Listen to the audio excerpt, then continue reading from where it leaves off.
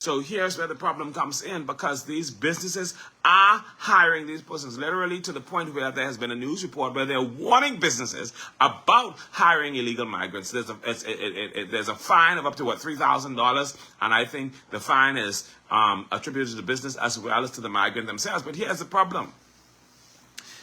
When these people are arrested, because they've been doing arrest after arrest after arrest, and then you hear one or two persons go on to court, and then you don't hear much else about anything else. And you know why? Because the immigration officers who do their work are on edge. And they're on edge because when they lock up these people who are breaking the law, they have to watch out, because they get these phone calls telling them to release these persons, or to release so-and-so, or to let go so-and-so, and that should not be. If you're caught breaking the law, your backside should be prosecuted and then deported. Why are we making these phone calls? Why are we allowing or entertaining this? No, sir. No minister, no immigration minister, no MP, nobody should be able to call immigration to tell them what to do with their jobs. No, sir. If the person is caught and they don't have the documentation, if the immigration should know what's going on, because immigration know who the individuals are, so they should know how to resolve the issues. If they don't know how to resolve the issues, then immigration need to fire themselves. But they should know how to deal with issues, so because they can, if a person is applying, they know that that person is applied, or that person's situation is delayed for whatever reason. But after that, once they lock these people, they ain't got to go through all that.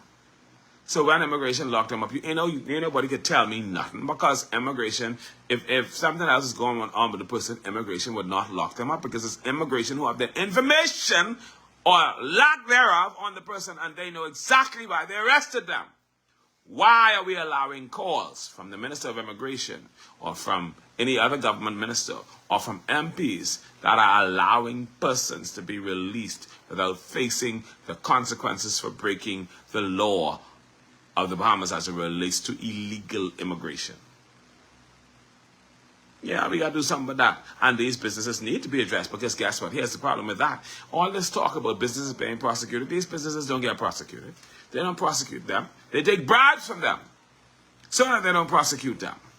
And so when was the last time you heard of any businesses getting prosecuted for hiring illegal immigrants, even though some of these persons are literally caught on the job?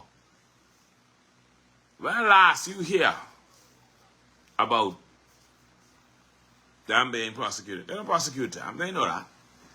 There's only talk, only air talk.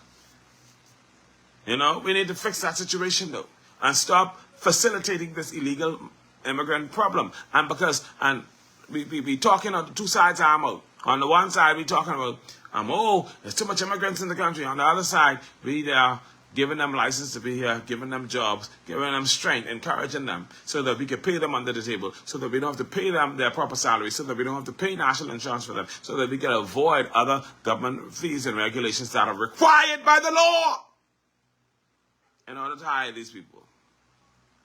And so that we could disadvantage a Bahamian who is just as capable of doing the job, who's honest, and who's willing to work. It's an unfortunate situation, but this is the reality right here. It needs to be dealt with. And if we don't just talk about prosecuting, immigrants, prosecute them.